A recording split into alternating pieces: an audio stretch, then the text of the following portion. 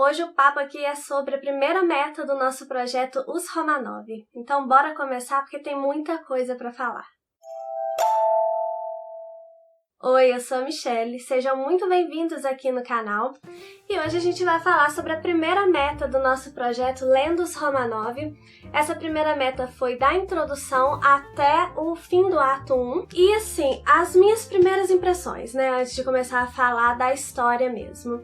Eu gostei muito daquela primeira parte ali do livro, né? A introdução, as fontes, as notas. Eu acho que ali o Simon Sebag Montefiore, que é o autor do livro, ele já coloca muita coisa importante. Ele já deixa a gente com vontade de saber o que vai acontecer na história, porque ele vai dando umas pequenas cenas do que está por vir ainda. Eu gostei muito disso. Gostei principalmente do prólogo, que é aquela parte onde ele conta sobre os dois jovens Romanov, né, os dois adolescentes. O primeiro que é o Miguel, que é o que deu início à dinastia Romanov, que foi o primeiro czar Romanov. E o Alexei, que foi o último adolescente ali, né, que foi filho do Nicolau, que foi o último czar. A forma com que o Simon entrelaça a vida desses dois personagens no prólogo, contando o início e o fim, eu achei sensacional, amei aquela parte ali, amei a narrativa dele ali naquele pedaço. Uma coisa que tá me incomodando um pouquinho, justamente na narrativa do Simon, é que tem partes, eu acho a narrativa dele muito fluida, gostosa, ele nos mantém interessados na leitura, isso é muito importante, mas tem alguns momentos que eu tô achando um pouco confuso. Tem alguns momentos que eu tô precisando voltar pra ler de novo alguma parte, poucos momentos, mas isso aconteceu. E é uma coisa que eu preciso falar aqui com vocês, né? Que foi um sentimento que eu tive, talvez vocês tiveram também. Mas assim, nada que atrapalhe a leitura. É só uma observação mesmo. Outra coisa que eu gostei muito é que ele escreve aqui sobre a vida dos Romanov, né? Obviamente. Ele fala não só sobre os czares, mas ele também vai falar sobre as pessoas que rodeiam esses czares, só que ele conta curiosidades sem parecer que é um livro de fofoca, sabe? Ele é um livro bem informativo, ele conta a história mesmo, porque tem livros que se preocupam em contar as intrigas da corte e as coisas que aconteceram nos bastidores da nossa história, que é muito interessante, a gente gosta de saber, só que fica parecendo um livro de fofoca, a gente nem leva muito a sério. Esse livro aqui a gente leva a sério, apesar dele contar esses causos aqui que torna tudo muito interessante. Talvez isso que nos deixe tão presos à leitura, que tem muita informação, mas também tem algumas curiosidades. Dito isso, a gente já começa aqui na narrativa, né, no ato 1, na cena 1. O Simon, ele vai voltar a história lá no Ivan o Terrível. Então, apesar de aqui na capa tá falando que vai de 1613 a 1918, na verdade, a história que ele começa a contar, ele vai em 1500 e alguma coisa, acho que até 1580 e poucos, né, que foi o governo do Ivan o Terrível, e ele conta como foi esse governo do Ivan o Terrível, e ele volta no tempo, assim, justamente para contar de onde veio o Miguel, né, de onde surgiu os Romanov nessa história. O que eu achei muito interessante também, porque se ele joga só o Miguel ali, e faz um resuminho rápido do que aconteceu antes, provavelmente a gente ia ficar meio perdido, porque a história da Rússia é uma história muito rica, muito cheia de detalhes. Tá dando pra perceber aqui que realmente tem muitos detalhes. Então eu achei muito legal ele voltar lá no Ivan o Terrível pra contar como que surgiu o primeiro czar Romanov, na verdade. Então ele faz aqui uma árvore genealógica. É cheio de árvore genealógica, na verdade, esse livro aqui. No início de cada ato, parece que ele vai fazer uma árvore genealógica dos personagens que compõem aquele ato, né? E aí aqui no início do ato 1, tem a árvore genealógica dos personagens, só que eu achei um pouquinho confusa de entender assim, talvez porque os nomes russos são um pouco confusos. E aí eu vou colocar aqui na tela para vocês só até a parte do Miguel, só até chegar no Miguel, para vocês entenderem de fato como que surgiu o primeiro czar Romanov, tá? Então foi assim, o Ivan o Terrível casou com a Anastácia Romanova. A Anastácia tinha um irmão que se chamava Nikita Romanovich. Esse Nikita casou com a Várvara e eles tiveram o Fyodor Romanov, que depois virou padre Filaré. Aí esse Fiódor, que depois virou padre Filaré, casou com a Ksênia, que depois virou monja Marfa. E eles tiveram o Miguel, que foi o primeiro czar Romanov. Tá, mas vocês viram aí que o Miguel não estava muito lá em cima na linha de sucessão, então como que ele virou czar? Vou explicar, mas desde já eu vou deixar claro para vocês que eu não sei pronunciar os nomes russos, então qualquer erro aí me perdoem, levem em consideração a minha boa vontade, tá? Então vamos lá. O Ivan morreu e aí quem sucedeu ele foi o seu filho Fiódor. Depois que o Fiódor morreu, ficaram para decidir quem seria o czar. Ficou entre um ministro dele, que se chamava Godunov, e entre o outro Fiódor, que era o irmão da mulher do Ivan, o Nikita, lembra? O pai do Miguel. Então ficou entre o Godunov e o Fiódor. O Godunov acabou sendo czar. No início, o Godunov e o Fiódor conviviam bem, mas aí o Godunov ficou achando que o Fiódor podia reclamar, né, o governo, e aí ele acabou obrigando ele a se tornar padre. E aí que o Fiódor se tornou padre Filaré, e a mulher do Fiódor, mãe do Miguel, se tornou monja Marfa. Depois que o Godunov morreu, o filho dele foi assassinado e aí ficou uma vacância, né? Quem seria o czar? Surgiu um tal de Dmitri, que seria um filho perdido do Ivan o Terrível. E aí ele que assumiu. Esse Dmitri ficou conhecido como o primeiro falso Dmitri, porque teve outro. Esse primeiro falso Dmitri sofreu um golpe de um cara chamado Vassili. Esse Vassili aí sofreu um golpe do Fiódor, que é agora padre Filaré, e aí abriu a vacância de novo no cargo. Quem seria? O Filaré sugeriu o próprio filho, Miguel, só que na época o segundo falso Dmitri tinha surgido e estava querendo ser czar também. Então, para lutar contra esse segundo falso Dmitri, não podia ser uma criança, e o Miguel na época ainda era uma criança. Então, o que eles fizeram? Acabaram escolhendo como czar um filho de um rei da Polônia, o que foi um grande erro, porque aí os poloneses começaram a saquear o Kremlin e aí tiveram que tirar ele de lá. Isso tudo eu tô contando muito resumidamente, tudo isso está escrito aqui no início do livro. E aí acabou que o Fiódor teve que ir para a Polônia para tentar negociar essa situação, né, para resolver as coisas. Lá na Polônia ele foi preso e aí, enquanto isso, estavam tentando convencer o Miguel a ser o czar. Nem ele nem a mãe dele, a monja Marfa, queriam que ele fosse czar. Só que aí quando prenderam o pai dele, prometeram para ele assim, não, se você for czar, a gente vai dar um jeito de libertar o seu pai. Então, por isso, ele acabou aceitando ser czar. Uma coisa que eu achei muito curiosa é que a gente imagina assim que a história do primeiro czar Romanov seria super glamurosa. E assim, apesar de ser uma história, né, de guerras, né, o que a gente já imagina, mas o Miguel, ele não queria ser czar. E eu senti um pouco que ele foi lá tomar posse, né, do trono, meio fazendo uma pirraça, sabe? E eu achei isso muito curioso. Não foi nada glamuroso pra mim a forma, né, que o primeiro czar Romanov se apresenta pra gente. Eu achei ele muito uma criança pirracenta mesmo. Isso eu achei interessante porque eu não esperava que tivesse sido assim. Eu imaginava que o primeiro Romanov teria lutado para chegar lá e não sei o que. E não, né? Chegou, na verdade, sem querer e foi fazendo pirraça. E aí depois o autor, né, o Simon Sebag Montefiore, ele vai seguir contando as histórias de cada um dos czares.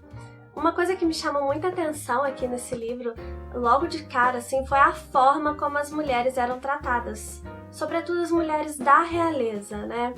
Eles, pelo que eu percebi aqui até agora, era comum envenenar as noivas, né, dos czares para colocar outras no lugar cuja família seria mais adequada politicamente. Então, assim, as mulheres eram completamente descartáveis, mas era assim, literalmente descartáveis. Ah, não, essa daí não serve, mata, e pronto, e fica por isso mesmo. E tinha o desfile de noivas, que daqui a pouco eu vou falar sobre isso também. E aí a moça que ficasse em segundo lugar nesse desfile de noivas, ela era exilada com a família toda. Então, assim, realmente a mulher não tinha valor praticamente, né? Era uma moeda de troca mesmo, essas mulheres da realeza, né, que estavam rodeando ali o czar. E eu vou ler um trecho aqui para vocês que vai falar sobre umas leis domésticas que tinham lá. A vida de uma czarina era rigidamente puritana e limitada. Os assuntos domésticos deveriam seguir de acordo com as tristes Domostroi, regras domésticas escritas por um monge no século XVI, que especificavam que esposas desobedientes devem ser intensamente chicoteadas, enquanto esposas virtuosas deveriam ser espancadas de tempos em tempos, mas de forma branda e em segredo, evitando golpes com os punhos que causem hematomas. Ou seja, se a mulher for ruim, tem que bater muito. Se a mulher for boazinha, aí bate só um pouquinho para ela não ficar ruim.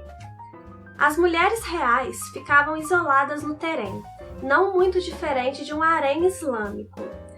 Pesadamente veladas, elas assistiam às missas na igreja através de uma treliça. Suas carruagens eram cobertas por cortinas de tafetá para que não pudessem olhar para fora nem ser vistas.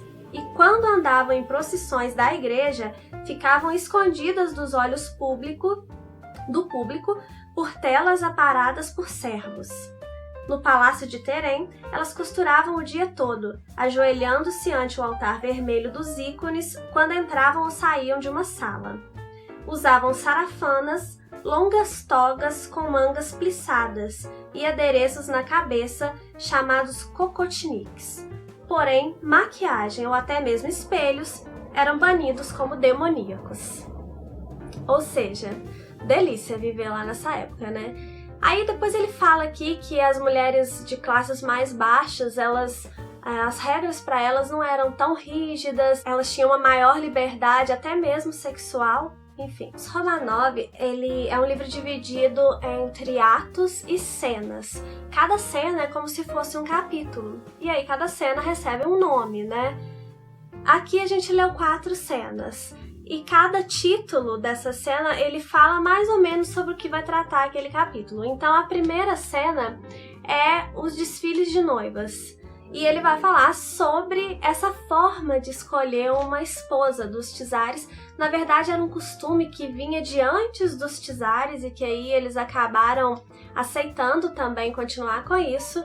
E era basicamente um monte de moça virgem que era apresentada para o czar para que ele escolhesse uma delas para se casar. A segunda cena vai se chamar O Jovem Monge e vai falar sobre o Alexei, que é o filho do Miguel, que depois foi czar também, né? E ele recebeu esse apelido porque ele era muito religioso. Era muito religioso, mas tinha amante, né? Teve até filho com a amante. E ele foi o pai do Pedro o Grande, que é um personagem muito famoso na história da Rússia. Tem até uma biografia aqui no Brasil que é muito famosa sobre ele. E o Nicolau, que foi o último czar, ele era meio fã, assim, do Alexei. Tanto que ele colocou o nome no filho dele de Alexei também, em homenagem a esse czar aqui. Aí a terceira cena se chama Os Mosqueteiros.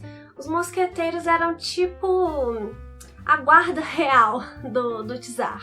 Então, ele conta aqui, né, de algumas revoltas que tiveram depois da morte do Alexei, quando tinha que ser escolhido o novo czar. E aí acabou que foram escolhidos 2 czares, co-czares, né, que eles falavam, que foi o Ivan e foi o Pedro, que se tornou o Pedro o Grande. Os 2 eram filhos do Alexei.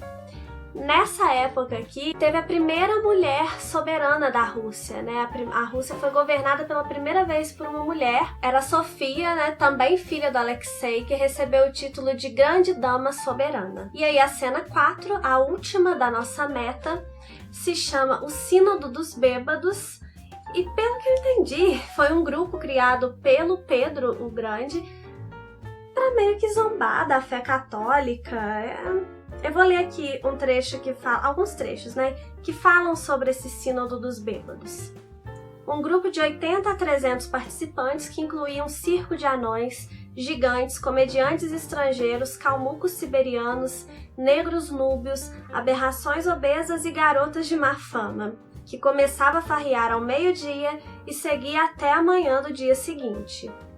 Usando um chapéu de lata alto e um casaco feito de cartas de baralho montado num barril de cerveja cerimonial, o príncipe Papa presidia um conclave de 12 cardeais embriagados, tendo Pedro como protodiácono. A regulamentação desses serviços sagrados era escolhida pelo próprio déspota farrista. A primeira era que Baco será venerado com bebida forte e honrosa. Todos os membros do Sínodo dos Bêbados ostentavam títulos obscenos, geralmente relacionados à palavra russa para a genitália masculina. O príncipe Papa Zotov, geralmente nu em pelo a não ser pela mitra, começava os jantares abençoando os convidados, togados e ajoelhados, com 2 cachimbos holandeses formando uma cruz. Ou seja, né, ele zoava os rituais da Igreja Católica, pelo que parece. E aí só por aí já dá pra ver que o Pedro, ele era bem peculiar, né? E cada vez eu achei ele mais estranho. Eu vou ler mais um pedaço aqui de uma mania que ele tinha, um costume que ele tinha, bem tranquilo. Olha só, o Pedro, tá? Era fascinado pela desconstrução do corpo humano. Comprou um kit de instrumentos cirúrgicos que levava sempre em suas viagens. Se um de seus serviçais precisasse de uma operação ou extrair um dente, ele insistia em fazer isso pessoalmente. Temendo as sondas do czar, seu séquito mantinha as dores de dente em segredo. Claro, né, gente? Ser operado pelo czar que não sabia fazer nada. E aí eu fico pensando, durante essa leitura aqui dessa meta, as pessoas da Rússia naquela época, elas tinham o czar quase como quase não, eu acho que eles eram semideuses para elas. Eles eram adorados e eles podiam fazer o que quisessem. E os próprios czares, eles se achavam realmente acima do bem e do mal, né? Eles se achavam nem semideuses, eles se achavam deuses. Eles podiam fazer o que quisesse com quem quer que fosse e tudo bem. Essa parte do Pedro aqui no livro eu achei a mais interessante dessa meta. Ele foi um personagem muito interessante, né? Ele era muito cruel, aqui fala que ele construiu 14 câmaras de tortura que funcionavam dia e noite, todos os dias, exceto aos domingos. E, por outro lado, ele foi o cara que tentou modernizar a Rússia, né? Ele foi o primeiro czar que saiu da Rússia, que viajou para conhecer as tecnologias do Ocidente. E tem até uma passagem aqui muito engraçada que ele nunca tinha visto carrinho de mão. E aí ele foi para a Inglaterra e conheceu o carrinho de mão. Então ele ficava fazendo corridas com o carrinho de mão, estragava os jardins lá dos lugares que eles ficavam com isso. E eu tive a impressão que os russos, eles eram meio bárbaros, né? Eles não eram muito civilizados, se levar em consideração o pessoal lá da Europa, assim. Quando ele sai da Rússia e vai para a Europa, a gente percebe, assim, a diferença, como que eles eram selvagens quase, sabe? Eu tive essa impressão, né? Não sei se você também teve essa impressão deles. Uma coisa muito interessante também do Pedro é que ele apadrinhou num determinado momento um escravo. E aí esse escravo ele mandou para estudar na França e ele se tornou o primeiro general negro da Europa. E esse escravo, ele foi o avô do poeta Pushkin. E o Pushkin escreveu a biografia do seu avô, que se chama O Negro de Pedro o Grande. E essa foi a nossa meta da semana de Os Romanov. Eu espero que vocês tenham gostado da meta e do vídeo. Deixe as suas considerações aqui nos comentários, que eu também quero saber o que vocês estão achando, as suas impressões. E se você gosta de literatura, eu te convido para dar uma olhada aqui nos vídeos do canal. Se você gostar, se inscreva. Se você está entrando agora nesse mundo literário, também vem conhecer o canal, que aqui eu prometo que eu vou te apresentar muita coisa boa. Muito obrigada por ter ficado até aqui. Um beijo e até o próximo vídeo. Não se esqueçam que quarta-feira que vem tem a próxima meta que eu vou deixar aqui para vocês até onde vai. Agora sim, um beijo e até o próximo vídeo.